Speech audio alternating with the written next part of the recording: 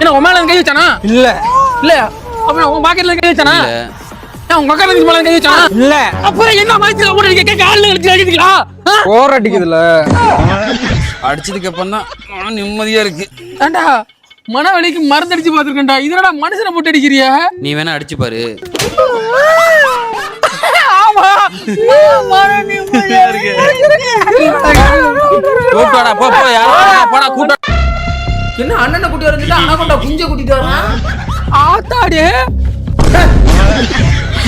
என்ன மூக்குல பலூன் மட்டும் 300 பலூன் கட்டலாம் போல.